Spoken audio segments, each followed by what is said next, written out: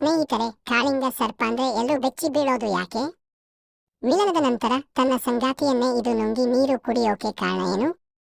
ಬನ್ನಿ ತಿಳ್ಕೊಳ್ಳೋಣ. ಎಲ್ಲರೂ ಕಾಳಿಂಗ ಸರ್ಪ ಹಾಗೂ ನಾಗರಹಾವು ಎರಡು ಒಂದೇ ಎಂದುಕೊಂಡಿದ್ದಾರೆ. ಆದರೆ ಇದು ತಪ್ಪು, ಇವೆರಡು ಬೇರೆ. ನಾಗರಹಾವು ನಾಜ ಕುಲಕ್ಕೆ ಸೇರಿದ ಹಾವು ಆಗಿದ್ದರೆ ಕಾಳಿಂಗ ಸರ್ಪ ಓಪಿಯೋಪೆಗಸ್ ಕುಲಕ್ಕೆ ಸೇರಿದ್ದು. ವಿಶ್ವದಲ್ಲೇ ಅತಿ ದೊಡ್ಡ ವಿಷಕಾರಿ ಹಾವಾಗಿದೆ. ಹೆಬ್ಬಾವು ಅತಿ ಉದ್ದಕ್ಕೆ ಬೆಳೆದರೂ ಸಹ ಅವು ವಿಷಕಾರಿ ಅಲ್ಲ. ಕಾಳಿಂಗ ಸರ್ಪವು 6ರಿಂದ 20 ಅಡಿ ಉದ್ದ ಇರುತ್ತೆ. ಇದು ಯಾರಿಗಾದ್ರೂ ಕಚ್ಚಿದರೆ ಡೈರೆಕ್ಟ್ ಅವರ ನರ್ವಸ್ ಸಿಸ್ಟಮ್ ಮೇಲೆ ಪರಿಣಾಮ ಬೀಳುತ್ತೆ.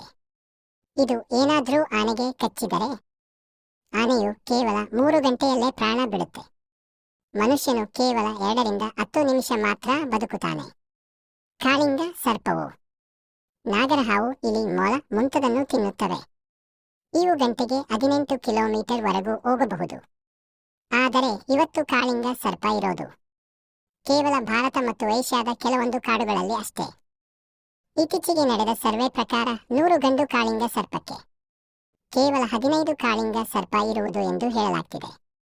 ಈ ವಿಷಯ ನಿಮಗೆ ಉಪಯುಕ್ತವಾಗಿದೆ ಅಂದುಕೊಂಡಿದ್ದೀನಿ. ಧನ್ಯವಾದಗಳು.